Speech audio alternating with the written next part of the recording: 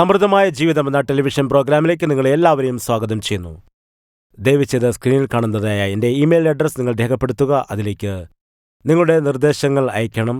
ഞാൻ നിങ്ങളുടെ നിർദ്ദേശങ്ങൾ കേൾക്കാനായി ആഗ്രഹിക്കുന്നു. അതുപോലെ തന്നെ നിങ്ങളുടെ പ്രാർത്ഥനാ അപേക്ഷകളും നിങ്ങൾ അറിയിക്കേണ്ടതാണ്. ഞങ്ങൾ നിങ്ങൾക്ക് വേണ്ടി പ്രാർത്ഥിക്കുമ്പോൾ നിങ്ങളുടെ ജീവിതത്തിൽ യേശു കർത്താവ് അത്ഭുതകരമായ അനുഗ്രഹങ്ങളും വിടുതലും നൽകുവാൻ ഇടയാകും. അതുകൊണ്ട് നിങ്ങളുടെ പ്രാർത്ഥനാപേക്ഷകൾ ഞങ്ങളെ അറിയിക്കുക. ടീം നിങ്ങൾക്ക് വേണ്ടി പ്രാർത്ഥിക്കുന്നതാണ്, നിങ്ങളുമായി ബന്ധപ്പെടുകയും ചെയ്യും. ഇന്നത്തെ സന്ദേശത്തിൻ്റെ തലക്കെട്ട് ഇതാണ്: വിശ്വാസം ദൈവത്തിൻ്റെ അനുഗ്രഹങ്ങളെ വെളിപ്പെടുത്തും. എബ്രായർക്കെഴുതിയ ലേഖനം 11-ാം അധ്യായം 1-ാമത്തെ വാക്യം ഒരു നിമിഷം വായിക്കാം.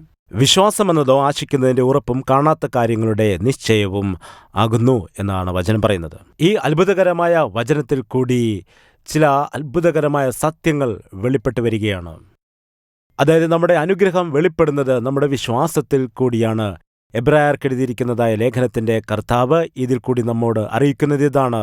ഇത് നമുക്ക് കാണുവാൻ കഴിയുന്നത് ഇതിൻ്റെ 3-ാമത്തെ വാക്യത്തിലാണ്. നമുക്കത് ഒരു നിമിഷം ഒന്ന് വായിക്കാം. ഈ കാണുന്ന ലോകത്തിന് ദൃശ്യമായതല്ല, കാരണം എന്നു വരുമാറ് ലോകം ദൈവത്തിൻ്റെ വചനത്താൽ നിർമ്മിക്കപ്പെട്ടു എന്നു നാം വിശ്വാസത്താൽ അറിയുന്നു. ശ്രദ്ധിക്കുക, ഇതിൽ കൂടി ദൈവത്തിൻ്റെ വചനം പറയുന്നത് എന്താണ്? ഇവിടെ ദൈവത്തിൻ്റെ പ്രവൃത്തികളെ, ദൈവത്തിൻ്റെ അത്ഭുതങ്ങളെ നമുക്ക് ഈ ലോകത്തിൽ തന്നെ കാണുവാനായിട്ട് കഴിയും. എന്നാൽ അത് വിശ്വാസത്തിൽ കൂടി മാത്രമേ കഴിയൂ. നമുക്ക് കാണുന്നതിൽ കൂടിയല്ല, കാണാത്തതിലാണ് നമ്മുടെ വിശ്വാസം ഇരിക്കുന്നത്. എത്ര അത്ഭുതകരമായ സത്യമാണിത്!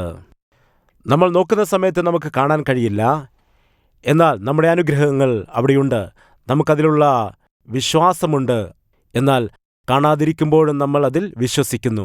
അതുകൊണ്ട് വിശ്വാസത്തിൽ കൂടി കാണാത്തതായ അനുഗ്രഹങ്ങൾ നമുക്ക് വെളിപ്പെടുന്നു. നമുക്കെല്ലാവർക്കും അനുഗ്രഹങ്ങൾ ആവശ്യമാണ്. നമ്മുടെ ജോലിയിൽ, അതുപോലെ തന്നെ നമ്മുടെ വ്യാപാരത്തിൽ, അതുപോലെ നമ്മുടെ ബന്ധങ്ങളിൽ, നമ്മുടെ കുടുംബ ജീവിതത്തിൽ, അതുപോലെ നമ്മുടെ കുട്ടികളെക്കുറിച്ച് നമ്മൾ ആഗ്രഹിക്കുന്നു. നല്ല വിദ്യാഭ്യാസം കിട്ടുവാൻ, അതുപോലെ നല്ല വിവാഹ ബന്ധങ്ങൾ കിട്ടുവാനായി നമ്മൾ ആഗ്രഹിക്കുന്നു. അതുപോലെ തന്നെ നമ്മുടെ കുട്ടികൾക്ക് ഭൗതികമായ അനുഗ്രഹങ്ങൾ ആഗ്രഹിക്കും.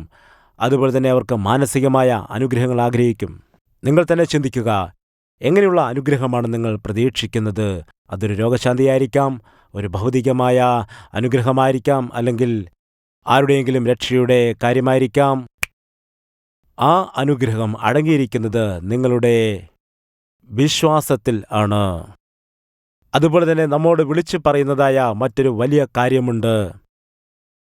അതായത് ഈ വലിയ പ്രപഞ്ചത്തെ മുഴുവനും ദൈവം സൃഷ്ടിച്ചത് ഒന്നുമില്ലായ്മയിൽ നിന്നാണ്. ശൂന്യതയുടെ നടുവിൽ നിന്നാണ്, അസാധ്യങ്ങളുടെ നടുവിൽ നിന്നാണ് ദൈവം ഈ വലിയ പ്രപഞ്ചത്തെ സൃഷ്ടിച്ചത്. അതുപോലെ നമുക്ക് വിശ്വാസമുണ്ടെങ്കിൽ നിങ്ങളുടെ വിശ്വാസത്തിൽ കൂടി ദൈവത്തിന് ഒന്നുമില്ലായ്മയിൽ നിന്നും സൃഷ്ടിക്കുവാനായിട്ട് കഴിയും. നമ്മൾ നമ്മുടെ സാഹചര്യങ്ങളെ നോക്കുമ്പോൾ, ചുറ്റുപാടുകളെ നോക്കുമ്പോൾ നമുക്ക് പ്രതീക്ഷിക്കുവാനായി ഒന്നും തന്നെ കാണില്ല. നിങ്ങൾ പറയും, ഞാൻ ഒരുപാട് കാലമായിട്ട് പ്രാർത്ഥിക്കുന്നു, എന്നാൽ പ്രാർത്ഥനയ്ക്ക് എനിക്ക് മറുപടി ലഭിച്ചില്ല, അതുകൊണ്ട് അത് ഇനിയും നടക്കുകയില്ല. അത് ശരിയല്ല. നിങ്ങൾക്ക് വിശ്വാസമുണ്ടെങ്കിൽ നിങ്ങളുടെ വിശ്വാസത്തിൽ കൂടി ദൈവത്തിൻ്റെ അത്ഭുതകരമായ കാര്യങ്ങൾ നിങ്ങളുടെ ജീവിതത്തിൽ ദൈവം ചെയ്യുവാൻ ഇടയാകും. മത്തായിയുടെ സുവിശേഷം 17-ാം അധ്യായം 21-ാമത്തെ വാക്യം. നിങ്ങൾക്ക് കടുകുമണിയോളം വിശ്വാസമുണ്ടെങ്കിൽ ഈ മലയോട് ഇവിടെ നിന്ന് അങ്ങോട്ട് നീങ്ങുക എന്ന് പറഞ്ഞാൽ അത് നീങ്ങും. നിങ്ങൾക്ക് ഒന്നും അസാധ്യമാവുകയില്ല. പ്രാർത്ഥനയാലും ഉപവാസത്താലുമല്ലാതെ ഈ ജാതി നീങ്ങിപ്പോകുന്നില്ല എന്ന് ഞാൻ സത്യമായിട്ട് നിങ്ങളോട് പറയുന്നു എന്ന് പറഞ്ഞു. വിശ്വാസം എല്ലാം സാധ്യമാക്കുന്നു. പ്രിയപ്പെട്ട സുഹൃത്തുക്കളെ, എൻ്റെ മെസ്സേജിൻ്റെ ടൈറ്റിൽ ഇതാണ്: നമ്മുടെ വിശ്വാസം നമുക്ക് അനുഗ്രഹങ്ങളെ നൽകുന്നു. നമ്മുടെ സാഹചര്യങ്ങൾ എല്ലാം തന്നെ പ്രതികൂലമായിരിക്കുമ്പോൾ, ഒന്നുമില്ലാതെ ഇരിക്കുന്ന സമയത്ത് പോലും ഈ സന്ദേശത്തിൽ കൂടി 2 കാര്യങ്ങൾ ഞാൻ നിങ്ങളോട് പറയാൻ ആഗ്രഹിക്കുന്നു. ഒന്ന്, എങ്ങനെയാണ് വിശ്വാസം ദൈവത്തിൻ്റെ അനുഗ്രഹങ്ങളെ നൽകുന്നത്? രണ്ടാമത്, എങ്ങനെയുള്ള വിശ്വാസമാണ് ദൈവത്തിൻ്റെ അനുഗ്രഹങ്ങളെ പുറപ്പെടുവിക്കുന്നത്? രണ്ടും പ്രധാനപ്പെട്ടതാണ്. നിങ്ങൾ പറയുകയാണ് നിങ്ങൾക്ക് വിശ്വാസമുണ്ടെന്ന്, എന്നാൽ ആ വിശ്വാസത്തിന് ചില ശ്രേഷ്ഠതകൾ ആവശ്യമാണ്. ഞാൻ 3 ശ്രേഷ്ഠതകളെക്കുറിച്ച് പറയാം. ഇതിനെക്കുറിച്ച് നോട്ട് എഴുതുവാൻ ആഗ്രഹിക്കുന്ന ആളുകളാണെങ്കിൽ എഴുതിയെടുക്കണം. നിങ്ങളുടെ വിശ്വാസത്തിൽ ഉണ്ടായിരിക്കേണ്ടതായ 3 പ്രധാനപ്പെട്ട സവിശേഷതകൾ. നമുക്ക് പ്രാർത്ഥിക്കണം, പരിശുദ്ധാത്മാവ് ആ 3 ശ്രേഷ്ഠതകൾ നിങ്ങളുടെ ജീവിതത്തിൽ നൽകുന്നതിനു വേണ്ടി. അങ്ങനെയുള്ളൊരു വിശ്വാസത്തിനു വേണ്ടി നിങ്ങൾ പ്രാർത്ഥിക്കണം. ആ വിശ്വാസം നിങ്ങളുടെ ജീവിതത്തിൽ അത്ഭുതങ്ങൾ ചെയ്യുവാനിടയാകും. ഞാൻ നിങ്ങളോടിപ്പോൾ 3 പ്രധാനപ്പെട്ട പോയിന്റുകൾ പറയാം, നമ്മുടെ വിശ്വാസത്തിൽ ഉണ്ടായിരിക്കേണ്ടതായത്. നമ്പർ 1, വിശ്വാസം കർത്താവിൻ്റെ വാഗ്ദത്തങ്ങളെ പുറപ്പെടുവിക്കുന്നു. എബ്രായർക്ക് എഴുതിയ ലേഖനം 6-ാം അധ്യായം 12-ാമത്തെ വാക്യം. അങ്ങനെ നിങ്ങൾ മന്ദതയുള്ളവരാകാതെ വിശ്വാസത്താലും ദീർഘക്ഷമയാലും വാഗ്ദത്തങ്ങളെ അവകാശമാക്കുന്നവരുടെ അനുകാരികൾ ആയിത്തീരും. ഈ വചനത്തിൻ്റെ സന്ദർഭം എന്താണ്? ഈ വചനത്തെക്കുറിച്ച് നമ്മൾ പഠിക്കുമ്പോൾ വിശ്വാസികളായവർക്കും അതുപോലെ തന്നെ പുരോഹിതന്മാരായവർക്കും പ്രവാചകന്മാരായവർക്കും രാജാക്കന്മാരായവർക്കും എല്ലാം തന്നെ അവരുടെ വിശ്വാസത്തിൽ കൂടിയാണ് ദൈവത്തിൻ്റെ അത്ഭുതങ്ങളെ കൈവശമാക്കാൻ കഴിഞ്ഞത്. പ്രധാനമായിട്ടും അബ്രഹാമിൻ്റെ ജീവിതത്തിൽ നമ്മൾ നോക്കുമ്പോൾ വിശ്വാസത്തിൽ കൂടിയാണ് ദൈവത്തിൻ്റെ വാഗ്ദത്തം പ്രാപിച്ചത്. ഡിയർ ഫ്രണ്ട്സ്, നമ്മൾ ബൈബിളിൽ മുഴുവനും നോക്കുമ്പോൾ പഴയ നിയമത്തിലും പുതിയ നിയമത്തിലും ഏകദേശം 100-ൽ കൂടുതൽ വാഗ്ദത്തങ്ങളുണ്ട്. ഈ വാഗ്ദത്തങ്ങളെല്ലാം തന്നെ നമ്മുടെ അനുഗ്രഹങ്ങൾക്ക് വേണ്ടി ദൈവം നൽകിയിരിക്കുന്നവയാണ്. അതുകൊണ്ട് വിശ്വാസം ദൈവത്തിൻ്റെ വാഗ്ദത്തങ്ങളെ നമുക്ക് നൽകുന്നു. ആ വാഗ്ദത്തം നമ്മുടെ ജീവിതത്തിൽ അനുഗ്രഹമായിട്ട് മാറും. അടുത്തത് ഒരു പ്രധാനപ്പെട്ട കാര്യം പറയാം. ദൈവം എങ്ങനെയാണ് ഈ വാഗ്ദത്തങ്ങളെല്ലാം തന്നെ സാധ്യമാക്കി മാറ്റുന്നത്? 2 കൊരിന്ത്യർക്ക് എഴുതിയ ലേഖനം 1-ാം അധ്യായം 20-ാമത്തെ വാക്യം ഞാൻ നിങ്ങൾക്ക് വേണ്ടി വായിക്കുകയാണ്. ദൈവത്തിൻ്റെ വാഗ്ദത്തങ്ങൾ എത്രയുണ്ടെങ്കിലും അവനിൽ ഉവ്വ് എന്നത്രേ. അതുകൊണ്ട് ഞങ്ങളാൽ ദൈവത്തിന് മഹത്വമുണ്ടാകുമാറ് അവനിൽ ആമേൻ എന്നും തന്നെ. ദൈവത്തിൻ്റെ സകല വാഗ്ദത്തങ്ങളും യേശുക്രിസ്തുവിൽ കൂടി സാധ്യമാകുന്നവയാണ്. റൈറ്റ്. പ്രത്യേകിച്ച് ദൈവത്തിൻ്റെ വേലയുടെ കാര്യം പറയുമ്പോൾ കർത്താവിനെ പുനരുദ്ധാനത്തിൻ്റെ ശക്തിയിൽ കൂടി, അവൻ്റെ ക്രൂശീകരണത്തിൻ്റെ ശക്തിയിൽ കൂടി, ആ കർത്താവ് നമുക്ക് വേണ്ടി ഉയർത്തെഴുന്നേറ്റ് പിതാവിൻ്റെ വലതുഭാഗത്ത് ഇരുന്നു കൊണ്ട് നമുക്ക് വേണ്ടി അപേക്ഷിക്കുന്നത് കൊണ്ട് ഇതെല്ലാം നമുക്കവൻ സാധ്യമാക്കി തീർക്കും. അവൻ്റെ സകല വാഗ്ദത്തങ്ങളും അതേ എന്നാണ്. കർത്താവിൽ കൂടി നമുക്ക് അവൻ നൽകിയിരിക്കുന്ന സകല വാഗ്ദത്തങ്ങളും സാധ്യമാകും. അതുകൊണ്ടാണ് നമ്മുടെ ജീവിതത്തിലും നമ്മുടെ കുടുംബത്തിലും നമ്മുടെ ചർച്ചിലും നമ്മുടെ ദൈവത്തിൻ്റെ വേലയിലും നമ്മുടെ ശുശ്രൂഷകളിലും എല്ലാം തന്നെ നമ്മൾ യേശുക്രിസ്തുവിന് 1-ാം സ്ഥാനം കൊടുക്കണം. നമ്മുടെ ജീവിതത്തിന് അടിസ്ഥാനമായി യേശുക്രിസ്തുവിനെ നമ്മൾ ആക്കി വയ്ക്കേണ്ടതാണ്. കാരണം ദൈവം തൻ്റെ വാഗ്ദത്തങ്ങളെ നിവർത്തിക്കുന്നത് യേശുക്രിസ്തുവിൽ കൂടിയാണ്. നമുക്കിപ്പോൾ മുൻപോട്ട് പോകാം. ശ്രദ്ധിക്കുക സുഹൃത്തുക്കളെ, നിങ്ങളെല്ലാവരും ഒരു അനുഗ്രഹത്തിനു വേണ്ടി പ്രതീക്ഷിക്കുന്നവരാകാം. എന്താണ് നിങ്ങൾ പ്രതീക്ഷിക്കുന്നതായ അനുഗ്രഹം? അതൊരു ഭൗതികമായ അനുഗ്രഹമായിരിക്കാം, ഒരു വണ്ടിയുടെ കാര്യമായിരിക്കാം, അല്ലെങ്കിൽ ഒരു വിവാഹകാര്യമായിരിക്കാം, കുട്ടികളുടെ ഭാവിയുടെ കാര്യമായിരിക്കാം, അല്ലെങ്കിൽ മറ്റെന്തെങ്കിലും ഒരു മാനസിക വിടുതലായിരിക്കാം, അല്ലെങ്കിൽ ദൈവത്തിൽ നിന്ന് ഒരു ദൈവികമായ സമാധാനവും സന്തോഷവും അതുപോലെ ഒരു പ്രോത്സാഹനവുമായിരിക്കാം, അല്ലെങ്കിൽ നിങ്ങളുടെ മനസ്സിനൊരു പോസിറ്റീവ് തിങ്കിങ് ആയിരിക്കാം, അല്ലെങ്കിൽ നിങ്ങളുടെ ഒരു ആത്മീയ അനുഗ്രഹമായിരിക്കാം, മറ്റാരുടെയെങ്കിലും രക്ഷയെക്കുറിച്ചായിരിക്കാം, അല്ലെങ്കിൽ നിങ്ങളുടെ രക്ഷ തന്നെയായിരിക്കാം, അല്ലെങ്കിൽ നിന്റെ കുടുംബത്തിന് തൻ്റെ ആത്മീയ വളർച്ചയ്ക്കായിരിക്കാം, കുടുംബാംഗങ്ങളുടെ കാര്യമായിരിക്കാം, അല്ലെങ്കിൽ ഒരു പ്രത്യേകമായ ദുശീലത്തിൽ നിന്നും നിനക്ക് ലഭിക്കുന്ന വിടുതലിനെക്കുറിച്ചായിരിക്കാം, ജ്ഞാനത്തിനു വേണ്ടിയായിരിക്കാം. ഇപ്പോൾ ഈ ആത്മീയവും ഭൗതികവും മാനസികവുമായ എല്ലാ അനുഗ്രഹങ്ങളും നിനക്ക് യേശുക്രിസ്തുവിൽ കൂടി സാധ്യമാണ്. ഇപ്പോൾ എഴുതി വയ്ക്കണം, എങ്ങനെയുള്ള വിശ്വാസമാണ് ദൈവത്തിൻ്റെ വാഗ്ദത്തങ്ങളെ നൽകുന്നത്? എന്താണെന്നറിയാമോ? സംശയമില്ലാത്ത വിശ്വാസം. ഞാൻ നിങ്ങൾക്ക് വേണ്ടി മത്തായിയുടെ സുവിശേഷം 21:21 വായിക്കാം.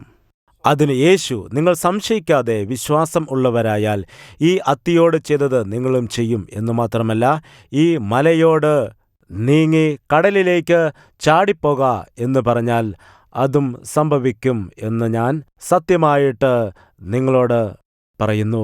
ശ്രദ്ധിക്കുക, ദൈവത്തിൻ്റെ വചനം എന്താണ് പറയുന്നത്? യേശു ഇവിടെ പറയുന്നത് സംശയമില്ലാത്ത വിശ്വാസത്തെക്കുറിച്ചാണ്.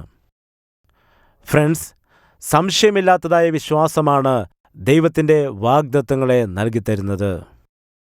നിങ്ങൾക്കറിയാമോ, സംശയമെന്നത് ദൈവത്തിൻ്റെ വാഗ്ദത്തങ്ങൾക്ക് ഒരു തടസ്സമായിട്ട് മാറുന്നു. കാരണം സംശയം ദൈവത്തെ നിന്ദിക്കുന്നതാണ്. ദൈവമാണ് ഈ വാഗ്ദത്തം തന്നിരിക്കുന്നത്. അങ്ങനെയിരിക്കെ നമ്മൾ സംശയിക്കുകയാണെങ്കിൽ ദൈവത്തെ അത് ഇൻസൾട്ട് ചെയ്യുകയാണ് ചെയ്യുന്നത്. നമ്മൾ ദൈവത്തിൻ്റെ വചനത്തെ സംശയിക്കുന്നു, ദൈവത്തിൻ്റെ ഉദ്ദേശ ശുദ്ധിയെ നമ്മൾ സംശയിക്കുന്നു. അതുകൊണ്ട് സംശയം എന്നത് നമ്മുടെ ജീവിതത്തിൽ ദൈവത്തിൻ്റെ വാഗ്ദത്തങ്ങൾ വരുന്നതിന് വലിയ ഒരു തടസ്സമായി നിൽക്കുന്നതാണ്. അതുപോലെ തന്നെ നമുക്ക് സംശയമുണ്ടെങ്കിൽ നമ്മൾ ദൈവത്തെ കള്ളൻ എന്ന് പറയുകയാണ്. നമ്മൾ ദൈവത്തിൻ്റെ വാഗ്ദത്തം സംശയിക്കുകയാണെങ്കിൽ ദൈവം പറയുന്നത് വാസ്തവമല്ല, അവൻ പറയുന്നത് കള്ളമാണ് എന്ന് നമ്മൾ പ്രസ്താവിക്കുകയാണ് ചെയ്യുന്നത്. നമ്മൾ പറയുകയാണ് ദൈവം നമ്മളോട് പറഞ്ഞതായ വാഗ്ദത്തം അസത്യമാകുന്നു എന്ന്. ഇങ്ങനെ നമ്മുടെ ജീവിതത്തിൽ സംശയം ഉള്ളതുകൊണ്ട് ദൈവത്തിൻ്റെ ഒരുപാട് വാഗ്ദത്തങ്ങൾ ഇന്നും നമ്മുടെ ജീവിതത്തിൽ നടക്കാതെ അസാധ്യമായിട്ട് കിടക്കുന്നുണ്ട്. 2 കൊരിന്ത്യർ 4:4 ഇപ്രകാരം പറയുന്നു, സംശയം ദുഷ്ടനിൽ നിന്ന് വരുന്നു. അത് സത്യമാണ്. ഏദൻ തോട്ടത്തിൽ വെച്ച് പിശാച് വന്നിട്ട് ഹവ്വയോട് സംസാരിച്ചു. ദൈവം എന്താണ് പറഞ്ഞിരിക്കുന്നത്? അവളപ്പോൾ പറഞ്ഞു, ഈ പഴം തിന്നുന്ന നാളിൽ നീ മരിച്ചുപോകും എന്ന് ദൈവം പറഞ്ഞു എന്ന്. പിശാച് പറഞ്ഞു, ഒരിക്കലുമില്ല, അത് അസത്യമാണ്.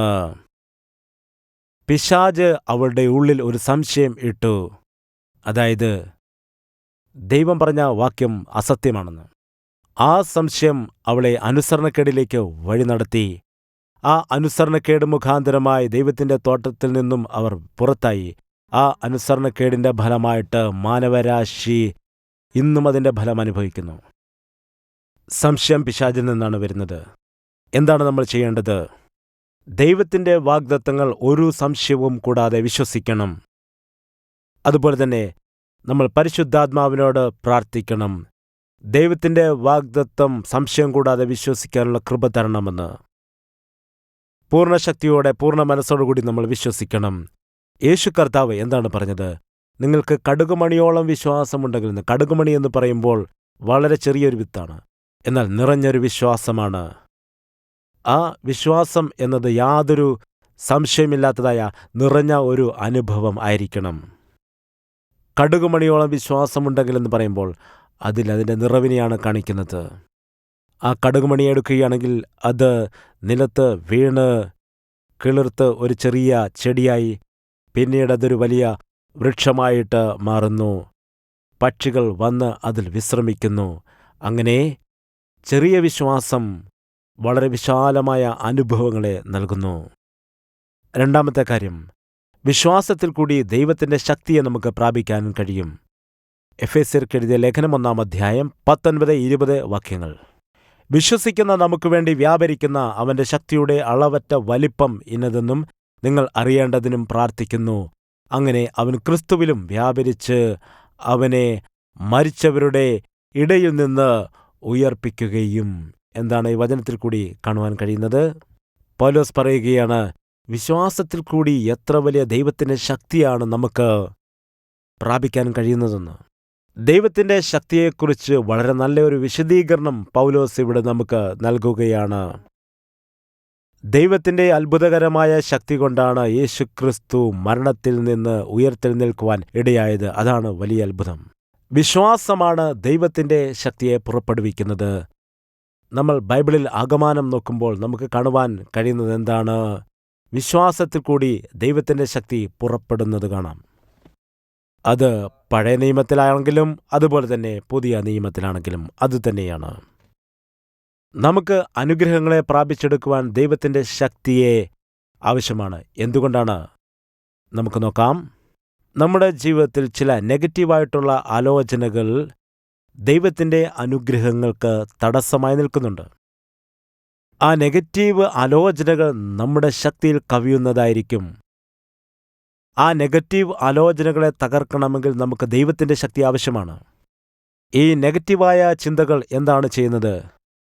അത് നമ്മുടെ വിശ്വാസത്തിൻ്റെ പാതയിൽ ഒരു തടസ്സമായിരിക്കും, ഒരു തടങ്കൽ പാറയായിട്ട് മാറാനിടയുണ്ട്.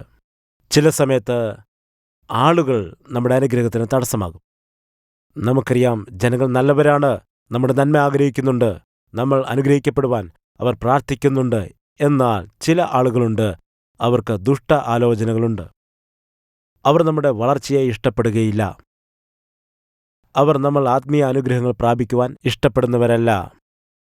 അങ്ങനെയുള്ള ആളുകൾ നമ്മുടെ കുടുംബത്തിൽ തന്നെ ഒരുപക്ഷെ ഉണ്ടായിരിക്കാം, അല്ലെങ്കിൽ നമ്മുടെ കൂട്ടുകാരുടെ നടുവിൽ തന്നെ ഒരുപക്ഷെ ഉണ്ടായിരിക്കാം, ഒരുപക്ഷെ നമ്മുടെ ചർച്ചിലെ മെമ്പേഴ്സുകളുടെ ഇടയിൽ തന്നെ ആയിരിക്കാം. അങ്ങനെയുള്ളതായ ഒരു തടസ്സമുണ്ടാകുമ്പോൾ ആ തടസ്സത്തെ അതിജീവിക്കുവാനായി, അതിനെ മറികടക്കാൻ ദൈവശക്തി ആവശ്യമാണ്. അങ്ങനെ ദൈവശക്തി പുറപ്പെടുമ്പോൾ അനുഗ്രഹങ്ങളും പുറപ്പെടും. അടുത്തതായിട്ട് പിശാച് ഏതു സമയത്തും നമ്മുടെ ജീവിതത്തിലേക്കുള്ള ദൈവത്തിൻ്റെ അനുഗ്രഹങ്ങളുടെ ഒഴുക്കിനെ തടസ്സപ്പെടുത്തുവാൻ ശ്രമിക്കും. ആളുകൾ അനുഗ്രഹം പ്രാപിക്കുന്നതിനെ അവൻ തടയും. അപ്പോൾ നമ്മുടെ ജീവിതത്തിൽ അവൻ്റെ ശക്തിയെ അതിജീവിക്കുന്നതായ മറികടക്കുന്ന ഒരു ശക്തി ആവശ്യമാണ്. ഈ ശക്തി അപ്പോൾ നമുക്ക് എങ്ങനെയാണ് ലഭിക്കുന്നത്? വിശ്വാസത്തിൽ കൂടി. അതുപോലെ മറ്റൊരു കാര്യമാണ് നമ്മുടെ സാഹചര്യങ്ങൾ. നമ്മുടെ എല്ലാവരുടെയും ജീവിതത്തിൽ അനുഗ്രഹങ്ങൾ നമ്മൾ ആഗ്രഹിക്കാറുണ്ട്. എന്നാൽ പലപ്പോഴും നമ്മുടെ ജീവിതത്തിൻ്റെ ചില ചുറ്റുപാടുകൾ, അതുപോലെ നമ്മുടെ കുടുംബ സാഹചര്യങ്ങൾ, ഒരുപക്ഷെ നമ്മുടെ ജോലിയിലായിരിക്കാം, അല്ലെങ്കിൽ നമ്മുടെ ബിസിനസ്സിൻ്റെ നടുവിലായിരിക്കാം, പലപ്പോഴും തടസ്സങ്ങളുണ്ടാകുന്നു. ആ തടസ്സങ്ങൾ നമ്മുടെ അനുഗ്രഹങ്ങളെ ബ്രേക്ക് ചെയ്യുന്നു. ആ ശക്തികളാണ് തടയുന്നത്. അപ്പോൾ തീർച്ചയായിട്ടും നമുക്ക് ആ ശക്തിയെ തകർക്കുവാൻ ദൈവത്തിൻ്റെ ബലം ആവശ്യമാണ്. അതുപോലെ ചില സന്ദർഭങ്ങളിൽ നമ്മുടെ ജീവിതത്തിലുണ്ടായിരിക്കുന്നതായ ബലഹീനതകൾ ആകാം നമ്മുടെ വളർച്ചയ്ക്ക്, അനുഗ്രഹത്തിന് തടസ്സമായി നിൽക്കുന്നത്. അങ്ങനെയുള്ളപ്പോൾ നമ്മുടെ ബലഹീനതകളെ മറികടക്കുന്നതിന് വേണ്ടി നമുക്ക് ദൈവത്തിൻ്റെ ശക്തി ആവശ്യമാണ്. അതുപോലെ തന്നെ പലപ്പോഴും നമ്മുടെ ജീവിതത്തിലെ പാപമാണ് ദൈവത്തിൻ്റെ അനുഗ്രഹങ്ങളെ തടയുന്നത്.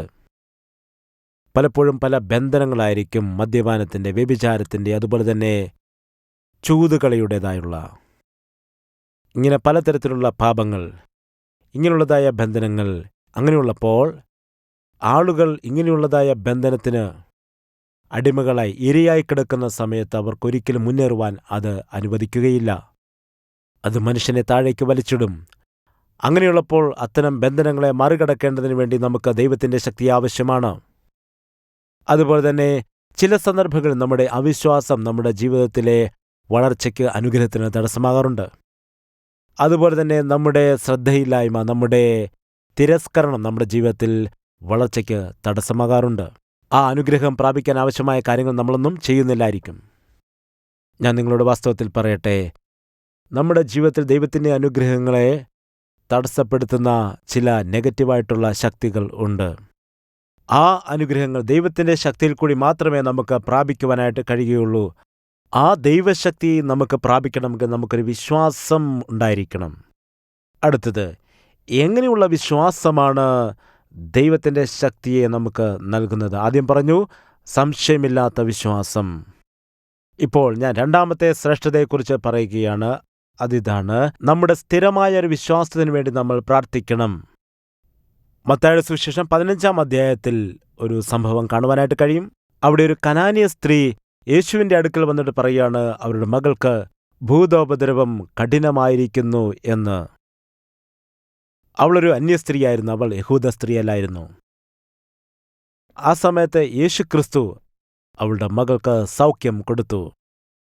എന്നാൽ ആദ്യം കുറെ തടസ്സങ്ങൾ ഉണ്ടായിരുന്നു. അതിൻ്റെ ആദ്യത്തെ തടസ്സം ഇതായിരുന്നു. അവൾ യേശുവിനോട് ആദ്യം സംസാരിച്ചപ്പോൾ യേശുവിൻ്റെ ശിഷ്യന്മാർ അവളെ തടസ്സപ്പെടുത്തി. ഇവിടെ നിൽക്കുവാൻ പാടില്ല, ഗുരുവിനെ ശല്യപ്പെടുത്തുവാൻ പാടില്ല. അതൊരു തടസ്സമായിരുന്നു. എന്നാൽ ആ കനാന്യ സ്ത്രീയുടെ സ്ഥിരമായിട്ടുണ്ടായിരുന്ന വിശ്വാസമൊന്ന് നോക്കുക. ശിഷ്യന്മാർ അവളെ അകറ്റുവാൻ നോക്കിയിട്ടും അവൾ യേശുവിനെ വിട്ടിട്ട് പോകുവാനായി മനസ്സ് കാട്ടിയില്ല. അവൾ എന്താണ് ചെയ്തത്? അവൾ യേശുവിനെ നോക്കിയിട്ട് പറഞ്ഞു, യേശുവെ സഹായിക്കണമേ എന്ന്. അത് കേട്ടതായ സമയത്ത് യേശു അവളോട് പറയുന്നതായ ഒരു വാക്കുണ്ട്, സ്ത്രീയെ, ഞാൻ വന്നിരിക്കുന്നത് യഹൂദന്മാർക്ക് വേണ്ടിയാണ്, നിനക്ക് വേണ്ടിയല്ല. അതൊരു തടസ്സമായിരുന്നു. എന്നാൽ അതും അവൾ വകവെച്ചില്ല. അവൾ യേശുവിൻ്റെ അടുക്കിലേക്ക് തന്നെ നോക്കി. അവൾ യേശുവിനെ നോക്കിയിട്ട് പറഞ്ഞു, യേശുവേ, എൻ്റെ മകളെ രക്ഷിക്കണമേ, അവൾക്ക് സൗഖ്യം കൊടുക്കണമേ എന്ന് പറഞ്ഞു. ആ സമയത്ത് യേശു പറഞ്ഞു, മക്കളുടെ അപ്പമെടുത്ത് നായ്ക്കുട്ടികൾക്ക് കൊടുക്കുന്നത് ശരിയല്ല എന്ന്. അത് കേട്ടപ്പോഴും ആ സ്ത്രീ തൻ്റെ സ്ഥിരമായ വിശ്വാസത്തെ മാറ്റിയില്ല. അവൾ പറഞ്ഞു, ശരിയാണ്, ഞാനൊരു അന്യസ്ത്രീയാണ്, ഞാൻ യഹൂദ സ്ത്രീയല്ല. നിങ്ങളുടെ മേശപ്പുറത്തിരുന്ന് ഭക്ഷണം കഴിക്കുവാൻ ഒരു യോഗ്യതയും എനിക്ക് ഇല്ല. ഞാനൊരു അന്യസ്ത്രീയാണ്. എനിക്കതിനുള്ളതായ യാതൊരു യോഗ്യതയും ഇല്ല. അവൾ പറയുകയാണ്, എന്നാൽ നായ്ക്കുട്ടികൾ പോലും യജമാനന്റെ മേശമേൽ നിന്ന് വീഴുന്നതായ അപ്പനുറുക്കുകൾ കൊണ്ട് ജീവിക്കുന്നുണ്ടല്ലോ. അതുകൊണ്ട് എൻ്റെ മകൾക്ക് സൗഖ്യം തരണം. യേശു അത് കേട്ട് അത്ഭുതപ്പെട്ടു. എന്തൊരു വലിയ വിശ്വാസമാണ്! എത്ര സ്ഥിരമായ വിശ്വാസമാണ്! യേശു പറഞ്ഞു, നിന്റെ വീട്ടിലേക്ക് പോക, നിന്റെ മകൾ സൗഖ്യം പ്രാപിക്കും. അവൾ വീട്ടിലേക്ക് ചെന്നപ്പോൾ മകൾ സൗഖ്യം പ്രാപിച്ചിരുന്നു. സ്ഥിരമായ വിശ്വാസം. നമ്മുടെ വിശ്വാസ ജീവിതത്തിൽ പലവിധമായ തടസ്സങ്ങളും പ്രതികൂലങ്ങളും ഉണ്ടാകും. അത് കാണുമ്പോൾ മറ്റുള്ളവർ പലരും പറയും, ഇതൊന്നും നടക്കുകയില്ല, ഇത് അവിശ്വാസത്തിൻ്റെ വാക്കുകളാണ്. എന്നാൽ നമ്മൾ എന്താണ് ചെയ്യേണ്ടത്? സ്ഥിരമായ വിശ്വാസത്തോടുകൂടി നമ്മൾ പ്രാർത്ഥിക്കണം. നമ്മൾ പ്രാർത്ഥിച്ചുകൊണ്ട് മുൻപോട്ട് പോകണം. വിശ്വാസത്തോടെ പ്രാർത്ഥിക്കണം. അപ്പോൾ അത്ഭുതകരമായ വിടുതലുകൾ, അതുപോലെ പുതിയ വാതിലുകൾ നമുക്കായി ദൈവം തുറക്കും. അതുപോലെ മാനസികവും ആത്മീകവും ഭൗതികമായ അനുഗ്രഹങ്ങൾ ദൈവം നമുക്ക് നൽകും.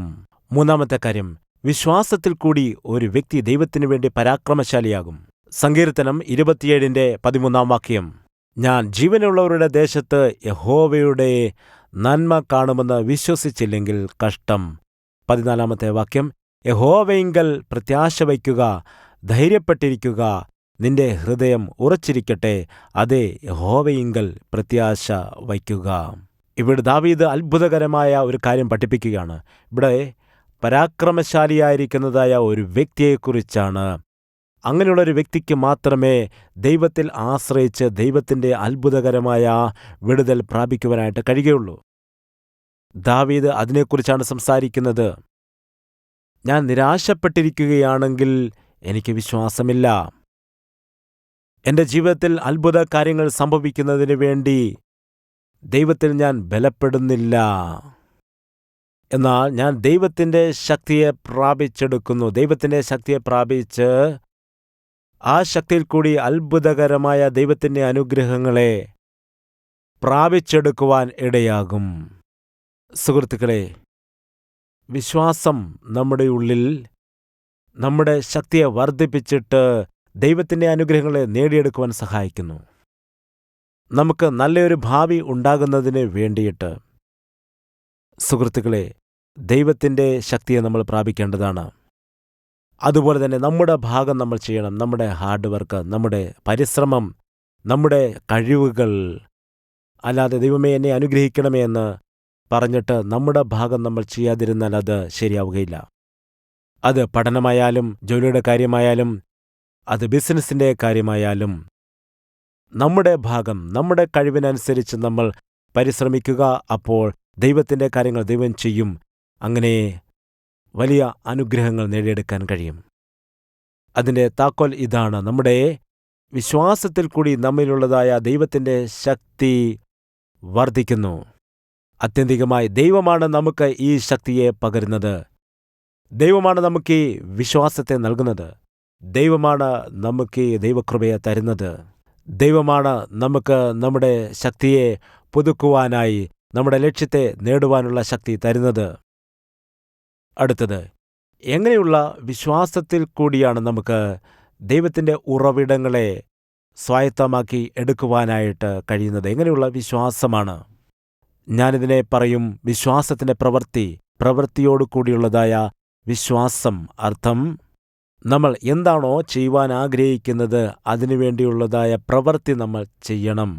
ഇപ്പോൾ ഞാനൊരു ചെറിയ ഉദാഹരണം നിങ്ങൾക്കായിട്ട് പറയാം. ബാലനായിരുന്ന ദാവീദ് ഗോലിയാത്തിനെ നേരിട്ടു. ഗോലിയാത്തിന് മുൻപിൽ ബാലനായിരിക്കുന്ന ദാവീദ് വളരെ നിസ്സാരനായിട്ട് തോന്നും. ഗോലിയാത്ത് 14 അടി ഉയരമുള്ള ഒരു വ്യക്തിയാണ്. ശരീരം മുഴുവനും കവചം ധരിച്ചിരിക്കുന്നു, ആയുധം ധരിച്ചിരിക്കുന്നു. അവൻ്റെ മുൻപിൽ ദാവീദ് ചെറിയൊരു എലിയെപ്പോലെയാണ്. എന്നാൽ എങ്ങനെയാണ് ദാവീദിന് ഗോലിയാത്തിനെ കൊല്ലുവാൻ കഴിഞ്ഞത്? അവൻ പ്രവർത്തിച്ചു. അവനെന്താണ് പ്രവർത്തിച്ചത്? ഞാൻ നിങ്ങൾക്കായി വായിക്കാം. 1 ശമൂവേലിന്റെ പുസ്തകം 17:50. അവൻ കവണു വീണു. ഇങ്ങനെ ദാവീദ് ഒരു കവണയും ഒരു കല്ലും കൊണ്ട് ഫെലിസ്ത്യനെ ജയിച്ചു, ഫെലിസ്ത്യനെ കൊന്നുമുടിച്ചു. എന്നാൽ ദാവീദിന്റെ കയ്യിൽ വാൾ ഇല്ലായിരുന്നു. ദാവീദ് ഗോലിയാത്തിനെ കൊന്നപ്പോൾ ദാവീദ് എന്താണ് ആദ്യം ചെയ്തത്? അവൻ ദൈവത്തിൻ്റെ ബുദ്ധിയെ, ദൈവത്തിൻ്റെ മാർഗനിർദ്ദേശത്തെ പ്രാപിച്ചു. ആ ജ്ഞാനം എന്തായിരുന്നു? ഗോലിയാത്ത് തൻ്റെ ശരീരം മുഴുവനും ഇരുമ്പുകൊണ്ട് മൂടിയിരുന്നു.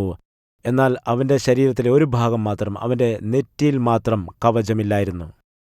അപ്പോൾ ദാവീദിന് മനസ്സിലായി, ഇവനെ കൊല്ലുവാൻ ഇതൊരു മാർഗമാണെന്ന്.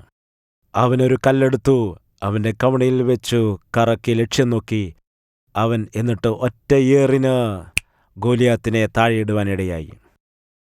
ഗോലിയാത്ത് താഴെ വീണു. അപ്പോൾ തന്നെ ദാവീദ് ഗോലിയാത്തിന്റെ വാളെടുത്തിട്ട് അവനെ കൊന്നു. ഒരുപക്ഷെ ദാവീദ് ചിന്തിക്കുകയാണ്, എനിക്ക് ഇവനെ കൊല്ലുവാനായിട്ട് കഴിയുമോ? ഒരുപക്ഷെ ഞാൻ കവണയിൽ കല്ലുവെച്ച് എയ്താൽ അത് മിസ്സായിപ്പോയാലോ? അപ്പോൾ എന്തു സംഭവിക്കും? ഗോലിയാത്ത് എന്നെ കൊല്ലുവാനിടയാകും. എന്നാൽ അവന് ഒരു ഉറപ്പുണ്ടായിരുന്നു. അവന് ദൈവത്തിന്റെ ജ്ഞാനത്തിൽ ഉറപ്പുണ്ടായിരുന്നു, ദൈവത്തിന്റെ നടത്തിപ്പിൽ ഉറപ്പുണ്ടായിരുന്നു, അവന് ദൈവത്തിന്റെ ശക്തിയിൽ ഉറപ്പുണ്ടായിരുന്നു. അവൻ ആ ലക്ഷ്യം കാണുവാനിടയായി. ഗോലിയാത്തിന്റെ നെറ്റി നോക്കി അവൻ കല്ലെയ്തു വിട്ടു. ഗോലിയാത്ത് കൊല്ലപ്പെട്ടു. എങ്ങനെയുള്ള വിശ്വാസമാണ്? പ്രവൃത്തിയോടുകൂടിയ വിശ്വാസം. ഞാൻ പറയുന്നത് ഇതാണ്, നിങ്ങളുടെ ജീവിതത്തിൽ എന്താണോ നിങ്ങൾ നേടിയെടുക്കാൻ ആഗ്രഹിക്കുന്നത്, അതിനുവേണ്ടി നിങ്ങളാൽ കഴിയുന്ന കാര്യങ്ങൾ നിങ്ങൾ ചെയ്യുക. ദൈവം നിങ്ങളെ ബലപ്പെടുത്തും. നിങ്ങൾക്ക് ദൈവം അതിന് ആവശ്യമായിട്ടുള്ള ആലോചനകൾ നൽകിത്തരും, അതിനാവശ്യമായ ബുദ്ധി നിങ്ങൾക്ക് തരും. അതുപോലെ ദൈവം നിങ്ങളുടെ കൈകളെ ബലപ്പെടുത്തും. അങ്ങനെ നിങ്ങൾ ആഗ്രഹിച്ചതായ ആ നേട്ടങ്ങളെ നിങ്ങൾക്ക് പ്രാപിക്കുവാനായിട്ട് കഴിയും. അതുകൊണ്ട് ഈ സന്ദേശത്തിൻ്റെ ചുരുക്കം ഇതാണ്, നമ്മുടെ വിശ്വാസം ദൈവത്തിൻ്റെ അനുഗ്രഹങ്ങളെ നൽകുന്നു. അതിൽ കൂടി ദൈവത്തിൻ്റെ വാഗ്ദത്തങ്ങൾ ലഭിക്കുന്നു, ദൈവത്തിൻ്റെ ശക്തി ലഭിക്കുന്നു, അവൻ്റെ സ്ഥിരത ലഭിക്കുന്നു. അതിനുവേണ്ടി എങ്ങനെയുള്ള വിശ്വാസമാണ് നമുക്ക് വേണ്ടത്? സംശയമില്ലാത്ത വിശ്വാസം, സ്ഥിരമായ വിശ്വാസം, പ്രവൃത്തിയോട് കൂടിയതായ വിശ്വാസം നമുക്ക് ഉണ്ടായിരിക്കണം. നമുക്ക് തലകളെ വണക്കാം, നമുക്കൊരു നിമിഷം പ്രാർത്ഥിക്കാം. പരിശുദ്ധനായ ദൈവമേ, സ്വർഗീയ നല്ല കർത്താവെ, നിന്റെ അനുഗ്രഹീതമായ ഈ സന്ദേശത്തിനായിട്ട് നന്ദിയോടെ സ്തുതിക്കുന്നു. നിന്റെ വചനത്തിലൂടെ വ്യക്തമായിട്ട് നീ ഞങ്ങളോട് സംസാരിച്ചല്ലോ. ഞങ്ങളുടെ വിശ്വാസം എങ്ങനെയുള്ള വിശ്വാസം ആയിരിക്കണമെന്ന് നീ വ്യക്തമായി ഞങ്ങളെ അറിയിച്ചല്ലോ. വിശ്വാസം ദൈവത്തിൻ്റെ അനുഗ്രഹങ്ങളെ നൽകുന്നു. കർത്താവേ, ഞങ്ങൾക്ക് സംശയമില്ലാത്തൊരു വിശ്വാസം നൽകണമേ.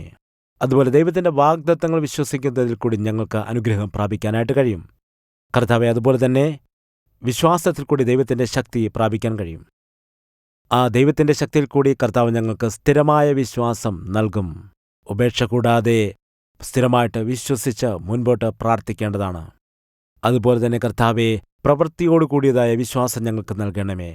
അതുപോലെ തന്നെ കർത്താവെ, നിന്നിൽ പരാക്രമശാലിയായ ഒരു വിശ്വാസം വേണം. നിന്റെ നിർദ്ദേശങ്ങൾ, നിന്റെ ജ്ഞാനം, നിന്റെ വാക്കുകൾ, നിന്റെ ഗൈഡൻസ് അനുഗ്രഹങ്ങളെ നേടാൻ സഹായിക്കുന്നു.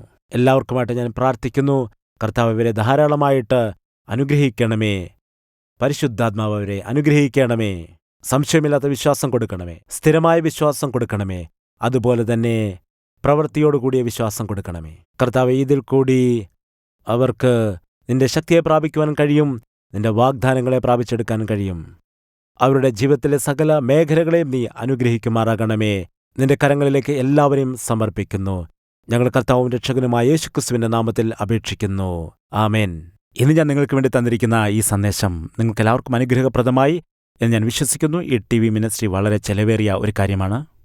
പരിശുദ്ധാത്മാവ് നിങ്ങളെ പ്രേരിപ്പിക്കുകയാണെങ്കിൽ ഡൊനേഷനുകൾ നൽകുക. അതുപോലെ സ്ക്രീനിൽ കൊടുത്തിരിക്കുന്ന QR കോഡ് നിങ്ങൾ സ്കാൻ ചെയ്യുക. അല്ലെങ്കിൽ അതിൻ്റെ ഒരു പിക്ചർ എടുത്തിട്ടും നിങ്ങൾക്ക് ഡൊണേഷൻ അയക്കുവാൻ കഴിയുന്നതാണ്. അതുപോലെ തന്നെ ഇപ്പോൾ സ്ക്രീനിൽ നൽകുന്ന ഓൺലൈൻ ബാങ്ക് ഡീറ്റെയിൽസ് നിങ്ങൾ ദയവ് ചെയ്ത് രേഖപ്പെടുത്തുക. അവയിലേക്കും നിങ്ങളുടെ ഡൊണേഷനുകൾ അയക്കുവാൻ നിങ്ങൾക്ക് കഴിയുന്നതാണ്. അതുപോലെ മണി ഓർഡറുകൾ അയക്കുവാൻ ആഗ്രഹിക്കുന്ന വ്യക്തികളാണെങ്കിൽ ദയവ് ചെയ്ത് ഈ അഡ്രസ്സ് രേഖപ്പെടുത്തുക. അതിലേക്ക് നിങ്ങൾക്ക് അയക്കുവാൻ കഴിയുന്നതാണ്. Abundant life 1533 RT, Vijayanagar colony, Hyderabad 500057, Telangana, India. ആശീർവാദത്തിനായിട്ട് തലകളെ വണക്കാം. പിതാവായ ദൈവത്തിൻ്റെ സ്നേഹവും പുത്രനായിരിക്കുന്ന യേശുക്രിസ്തുവിൻ്റെ കൃപയും പരിശുദ്ധാത്മാവിൻ്റെ കൂട്ടായ്മയും സഹവാസവും നാം ഓരോരുത്തരോടും നാം പ്രാർത്ഥിച്ച സകല വിഷയങ്ങളോടും ഇന്നു മുതൽ എന്നേക്കുമുണ്ടായിരിക്കുമാറാകട്ടെ. ആമേൻ.